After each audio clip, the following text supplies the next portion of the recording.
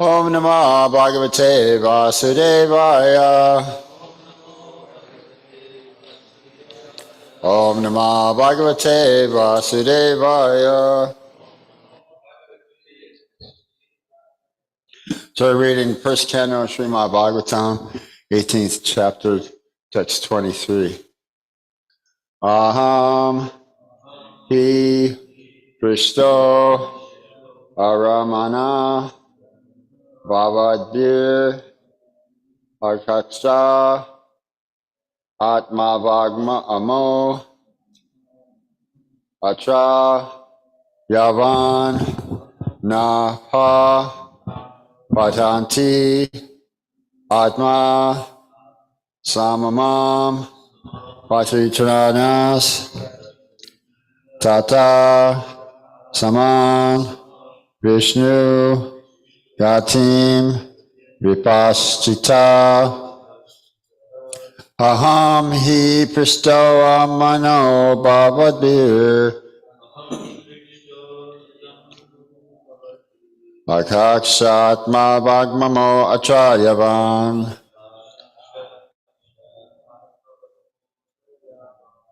Nabha Patyanti Atmasama Patritranas Tata Saman Vishnu Gatim Vipashita Aham hi Pristo Ramano Bhavadbir Akakshatma Bhagmamo Achayavan Nabha Padyanti Atma Samam Patritinas Tata Samam Vishnu Gatim Vishpisataha Aham hi Prastara Mano Bhavadbir Akakshatma Bhagmamo Achayavan Nabha Padyanti Atma Samam Patritinas Tata Samam Vishnu Gatim Vishpisataha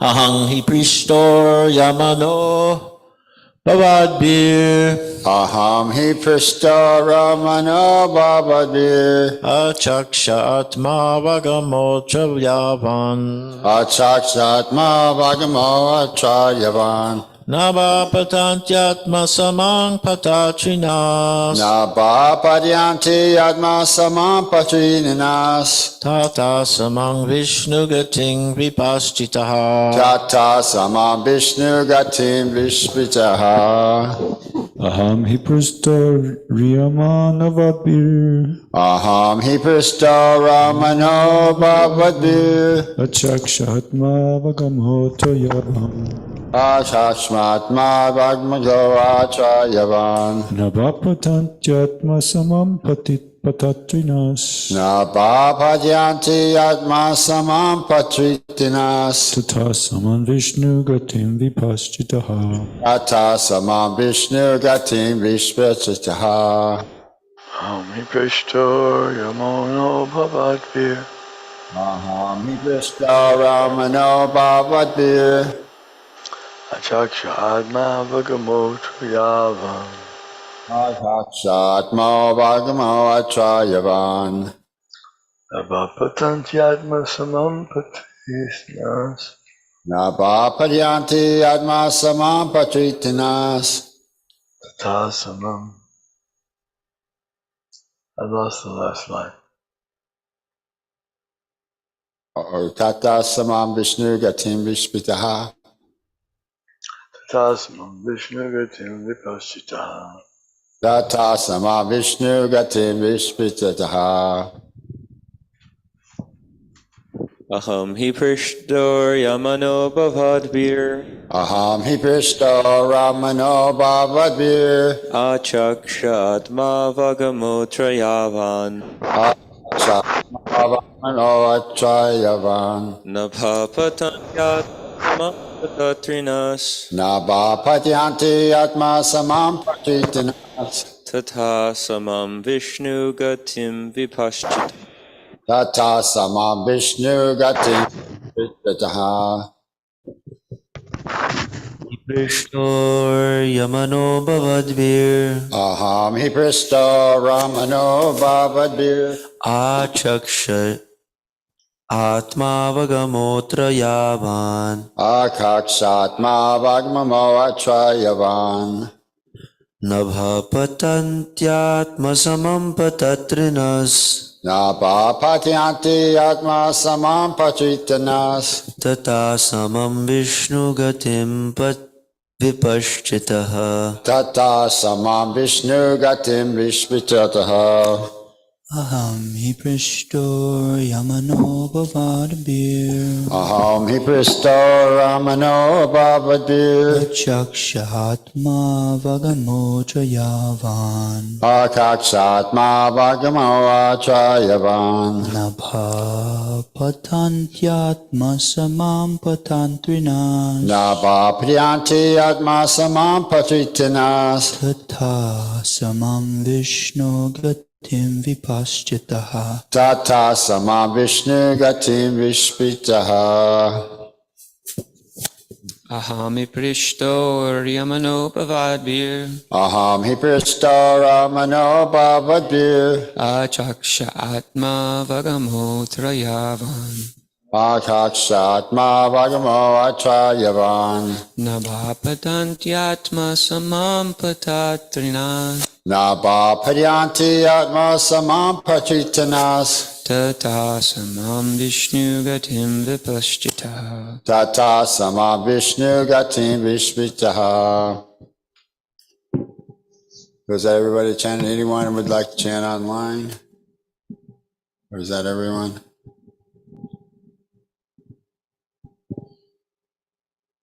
Did you chant?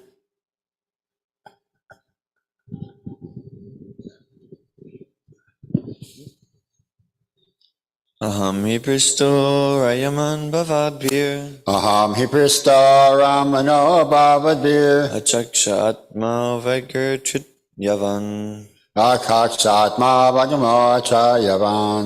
nabhapatlani patanlayatma saman patinas Nabha padyanti atma samam pratitinas. tata saman vishnu gatim vipashistaha. Tata samam vishnu gatim vishvitaha.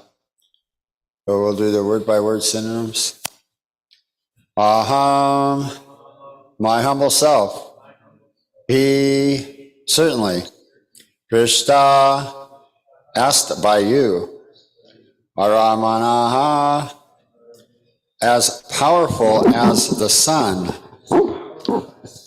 Bhavadpi, by you. Agache, may describe. Atma Abhagama, as far as my knowledge is concerned. Acha, herein. Yavan, so far. Nabha, sky. Katanti, fly. Atma Samam, as far as it can. Patatraninaha, the birds. Tata, thus. Samam, similarly. Vishnu Gatim, knowledge of Vishnu. Vipasitaha, even though learned. Jai Shishi Gora Nitai Ki Jai. Translation and purport by His Divine Grace A.C. Bhaktivedanta Swami Srila Prabhupada. O rishis who are as powerfully pure as the sun, I shall try to describe to you the transcendental pastimes of Vishnu as far as my knowledge is concerned. As the birds fly in the sky as far as their capacity allows, So do the learned devotees describe the Lord as far as their realization allows. Purport: the Supreme Absolute Truth is unlimited. No living being can know about the unlimited by his limited capacity. The Lord is impersonal, personal, and localized. By his impersonal feature, he is all-pervading. Brahman. By his localized feature, he is present in everyone's heart as the Supreme Soul. And by his ultimate personal feature, he is the object of transcendental loving service by his fortunate associates, the pure devotees. The pastimes of the Lord is in different features can only be estimated partly by the great learned devotees. So Srila Sukadeva Goswami has rightly taken this position in describing the pastimes of the Lord as far as he has realized. Factually, only the Lord himself can describe himself, and his learned devotee can also describe him as far as the Lord gives him the power of description. So yeah, that's really nice. Bhagavad Gita, Krishna says that I give all knowledge, remembrance, and forgetfulness, and that Krishna says that he instructs the devotee from within the heart. Tesham Satata Yutanam, for those who are devoted and worship me with love, I give the understanding by which to come to me. So that's really nice. So, and then it's stated in the Srimad Bhagavatam when we first started reading first canto, Ramam Eti Paramam Paramatma Eti Bhagavan Eti Shabdata. Right, is that the Supreme is realized in three features as the impersonal Brahman, localized Paramatma, and Bhagavan, the Supreme Personality Godhead, by the different levels, or by the different stages of transcendental transcendence. So there's the impersonalists, the yogis, and the bhaktas. So then Krishna states in Bhagavad Gita that of all the yogis, those who abide in pure devotional service are the best. They're in me, and they come to me. So that's what's actually stressed in Srimad Bhagavatam, especially in third canto. Srila Kapila Dev gives the analytical study of matter, nature, and describes devotional service. And yeah, we were mentioning this. I guess Maharaj mentioned this. I was trying to find out where I heard this, if it was in the Prabhupada tape and Maharaj mentioned it. So as the birds fly in the sky as far as their capacity allows. So the eagles and the hawks, they can fly a couple miles high, right? And they can just enjoy the currents, and they go really, really high. The bigger birds go really high. And then the smaller birds, the sparrows, they stay lower, closer to the ground in the trees. They don't fly so high like that. Prabhupada was talking about how, there's a timagil fish that's in the ocean. It's so big it can swallow little tiny giant whales. The timagil fish, right? And so then there's a bird also. It's like a big giant eagle, a big giant hawk, and it flies from one planet to another planet, just as a sparrow would fly from one tree to the next tree. And it says when it lays its eggs they're falling, they're in space, and its gravity is pulling it, and the eggs they just hatch in space like that, and they're so big. Prabhupada said that he can just very easily pick up and swallow an elephant like that. So we don't see these things. The timagil fish are very, very rare, and the large eagle described in there's the Talasena eagle, Syena, Syena eagle. Yeah, so it's described in Vedic literature. They're not so common, but they're described there. So there's also stated that I heard this lecture by Satsvarup Das Goswami. He was talking about first canto Srimad Bhagavatam. So he was saying that the Lord is mystery in infinity, that someone could be in the ocean. So somebody could be in the ocean a little bit, maybe up to their waist, right? Maybe somebody could be in the ocean a little deeper, maybe deeper. Somebody can be in the ocean like really deep, like what, 20,000 leagues under the sea, right? So, but still, no one's actually really gotten to the bottom of it. Nobody actually understands the full capacity or the depth and the breadth of the entire ocean or all of the oceans on the planet. So in the same way, one can't know everything about Krishna. One can know something about Krishna. One can know a little more about Krishna. Somebody can know a lot about Krishna, right? But you'll never get to the end of it. There's no one can actually estimate the actual depth and the breadth of knowledge about Krishna. So that's what Srimad Bhagavatam is. I was listening, and this verse came on. It was first canto, chapter 13, text 10. So it stated that the Bhagavats, or the pure devotees, they're just like holy tirthas, and they can purify everyone, and even purify even that holy place. So that's the Bhagavat. So Prabhupada was saying in the purport there is that there's the book Bhagavat and there's the person Bhagavat. Bhagavat and Bhagavan means Krishna, the Supreme Personality of Godhead. And then Bhagavat means that's what's in relationship to Krishna, what's in relation to Krishna. So here they want to express or describe in length in 7 days, and in some pretty good detail, the knowledge about the Supreme Personality of Godhead. So he'll describe how many incarnations are described in Srimad Bhagavatam? Like 18 incarnations and the devotees of the Supreme Lord in the past times. You know, there was a prelude. There's the chapter of Krishna is the source of all incarnations. So there's so many different incarnations. We mentioned Lord Ramachandra, Lord Braha, Lord Nrsingadev, Lord Vamanadev, Krishna, and it actually states there that Krishna he's the original Supreme Personality of Godhead, like that. So this is the whole purpose of hearing Srimad Bhagavatam, and that we're hearing from someone who knows, according to his capacity, allows that he heard it in assembly from Sukadeva Goswami to Maharaj Prishkit. And so that's why we're going to start the text tomorrow, directly relating to Maharaj Prishkit and his becoming cursed, and how everyone, all the great sages and Sukadeva Goswami and Maharaj Prishkit made it to the assembly of Namasharanya and had decided to hear for what type of sacrifice one should perform, or what subject matter should one hear, especially when one is at the time of death.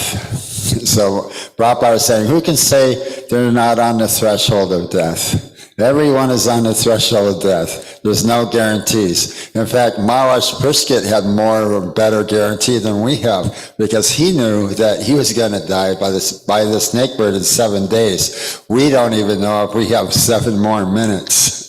So Prabhupada made a pretty good example on that.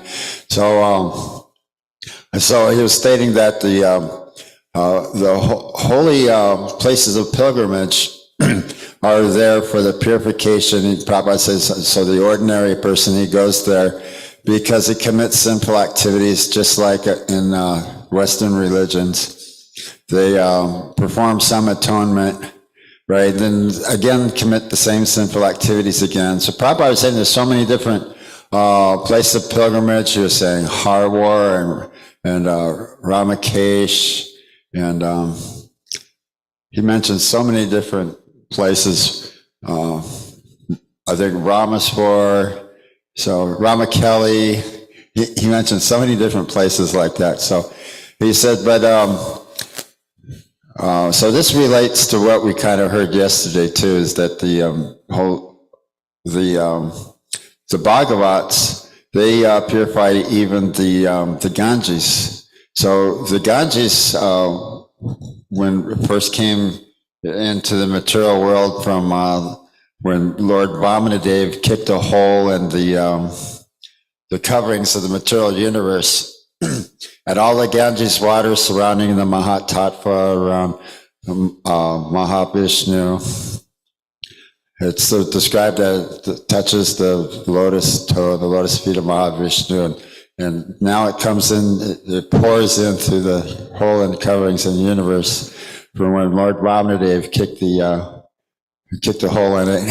And so the Ganges would just fall in there, so it needed a safe place, needed a resting place for it. So Lord Shiva had agreed.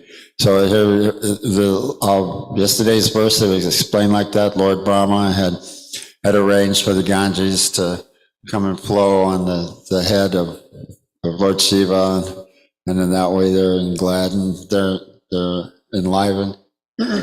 So that was also like a promise to Mother Ganges that so many people will come and take bath to deposit their sins, so she'll become polluted by everyone's sinful activities. So there was promise that the pure devotee that takes bath in the Ganges will purify even the Ganges of the sinful reactions of all of those who have gone there to deposit, to become purified like that. So and then that's the whole purpose of going to holy place of pilgrimage, is to hear from some saintly persons living there and take instructions from him, not necessarily just to go and take some bath in the holy river.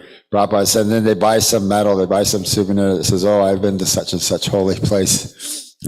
Yeah, but it's to benefit by taking some instruction and act on that instruction from that person.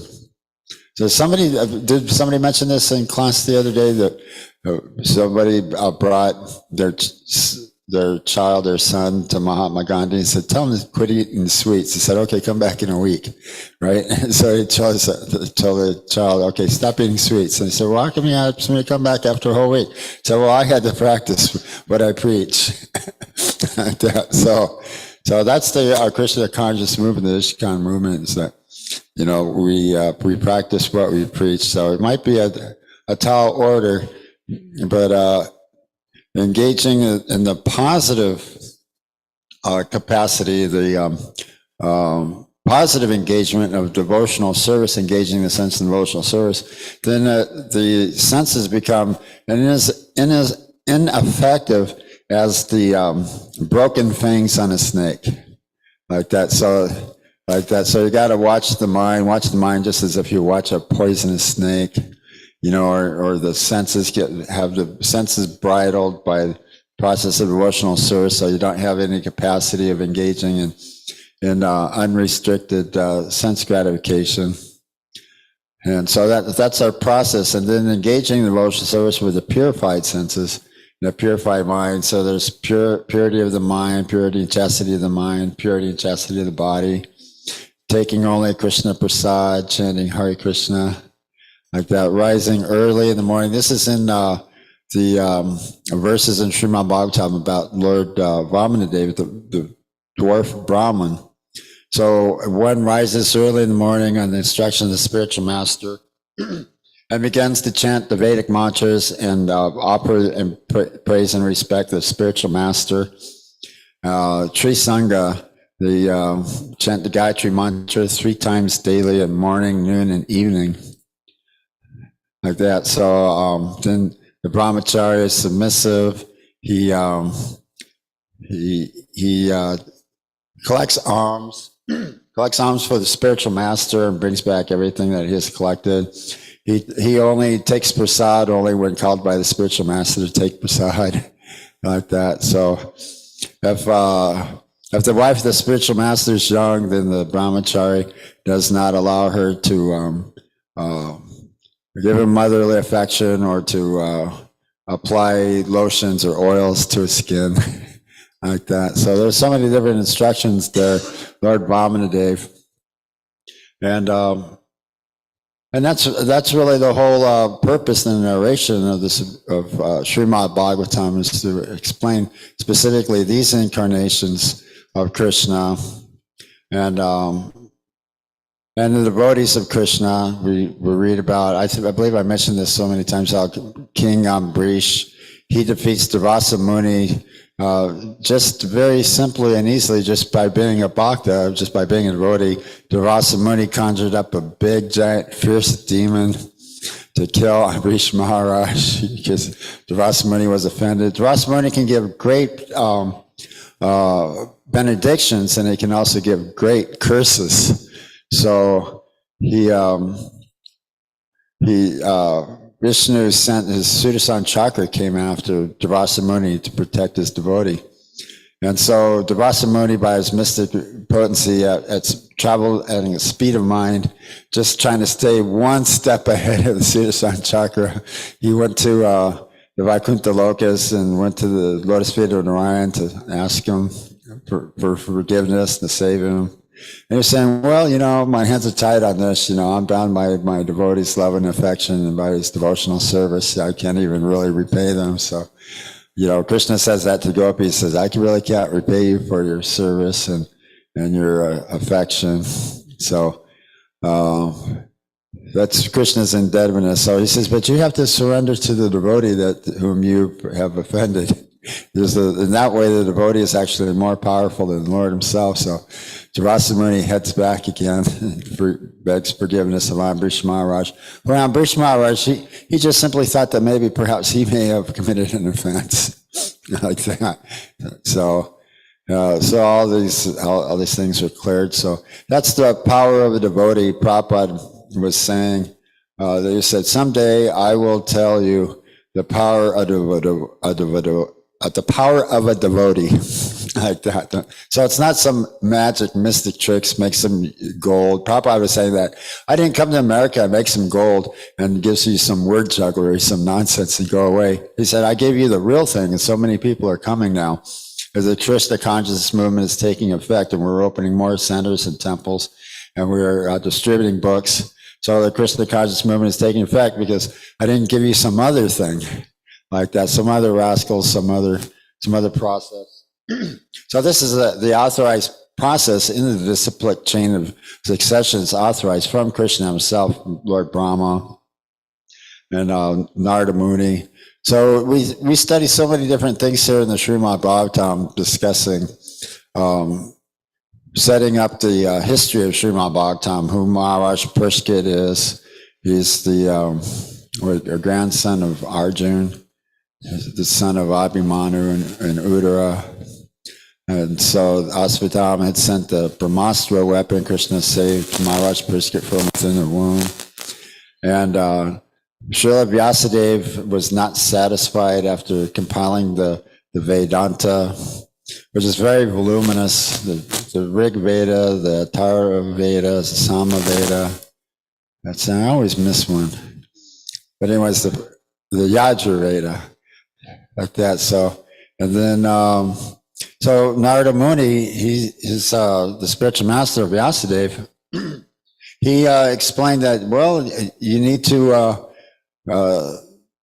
describe the glories and the pastimes of the Supreme Personality of Godhead in order to be satisfied, or fully satisfied. So you're feeling some despondency. So he pointed out that this specific discrepancy, that he failed to describe the personality of Godhead. So that's the Srimad Bhagavatam is just exactly that. It's the cream of the Vedic literature. It's the natural explanation of Vedanta Sutra by the author of the Vedanta Sutra himself, the Srila Vyasadeva. So it explains all the truths and all the teachings of the Vedas in an exemplary manner, in a form of histories, of past histories. That's what Puranas. Prabhupada said, like in the form of stories, and it's not so much in the form of stories, but histories, past history. These are factual. It's talking about how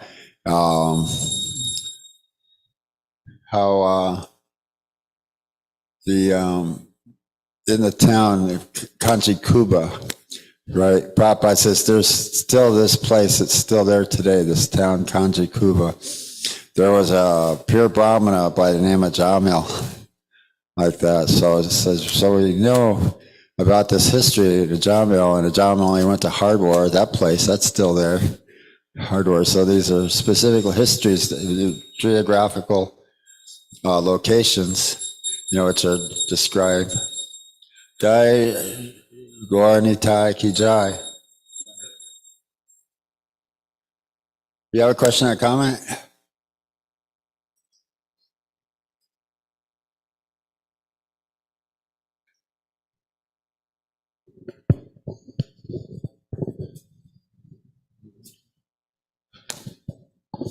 I was wondering if there's ever any danger in asking questions to devotees on various degrees of realization. Like, is there any problem to hear from different devotees on the same subject and hear all their different realization? Yeah, that's beneficial. Yeah, there's a devotee. He's one of our editors. What's his name? It starts with a D. Dravida, yeah. And he says, this is Sloka Loka. And he chants these really nice nectarine slokas and chants the translations. And he's like expert on like the rasa or the relationship with Krishna and the gopis. So hearing from authorized persons, pretty much take it as face value. Don't try to change anything. But he also has other types of intimate relationship with Krishna too, with the cowherd boys and Mother Jasoda and Nanda Maharaj. But yeah, they're really nectarine verses and everything too. So because he was talking about how Mother Jasoda, she puts Krishna to bed at night, and then Krishna, he climbs out the window and he's in the forest, and they're making beds out of flowers and the bushes, right? And he's spending the night with Radharani, and Tulsi Devi sends the parrot over to Krishna to wake him up so he can run back home and climb back in the window and climb back in the bed. It looks like you're sleeping. But sometimes there's scratching or biting, right? But this would be Rasa Basa to Mother Jasoda if she happened to see such marks on Krishna like that, because she sees Krishna as a parental affection like that. She doesn't see Krishna in engaging in intimate relationships with women in the dead of night. Oh, not only that, but the wives of other men, is that they were married like that. So it's like the highest rasa.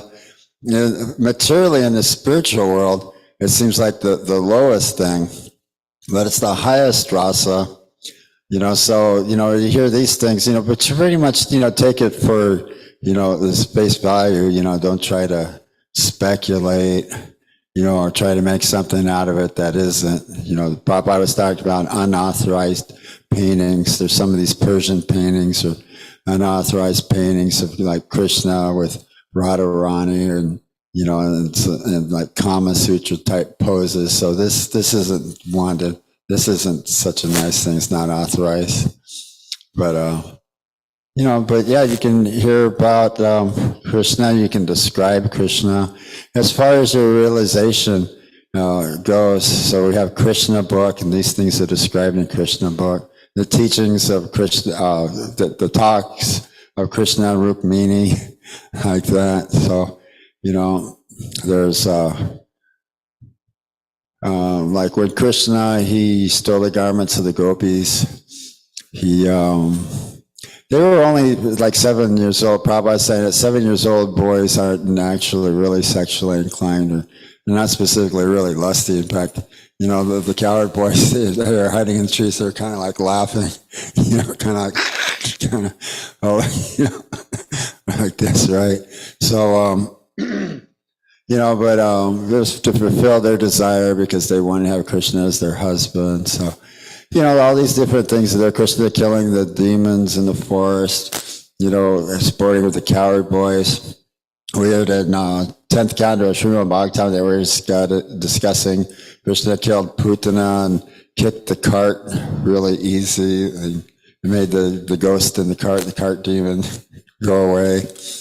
And how they're hanging on to the tails of the cows and sliding in the mud, and all the gopis and the gopas, the gopi janas, gopi jana vallabha, they're all very happy and glad and laughing and to sing at the sporting fun. So that's what Prabhupada was saying, is that, in fact, this was just mentioned, right? Sometimes they get together and they discuss and hear Srimad Bhagavatam for 7 days, but they're all ordinary karmis. They go away and they're not engaging in emotional service. They're not devotees. But the Srimad Bhagavatam, Prabhupada states in the introduction, must be in a mood of devotion and devotional service, but heard by the devotees, not by unauthorized, scrupulous commentators who go directly to the Rasa Leela, the 10th canto of Srimad Bhagavatam, and fake ecstasies. Right, but and have some other authorized interpretations for these things. But that's actually like the highest relation, the highest rasa in the spiritual world. Yeah, do you have a question or a comment, or?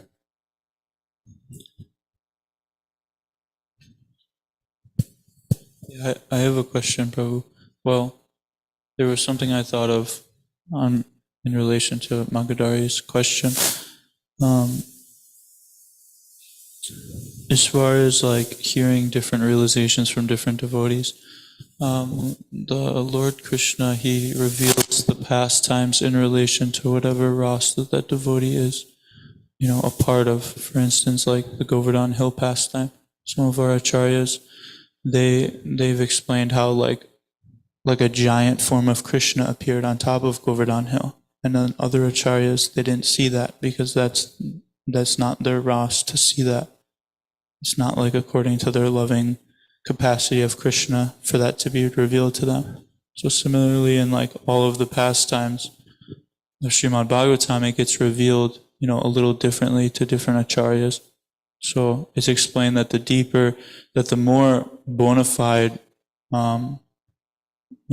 people come in this Gaudiya Sampradaya movement and become, qualified to teach and, get sufficient realizations, the sweeter it's going to get. So this ISKCON movement, it's Srila Prabhupada, he's made a lot of, acharyas in the line, a lot of spiritual masters and qualified representatives of the parampara. So them sharing their realizations, it helps us to get a sweeter and sweeter taste, because if we're just hearing from one person, he's only getting one real perspective from it. Whereas if we have like a lot of realized teachers and they're all bona fide, they might be getting realizations that some aren't.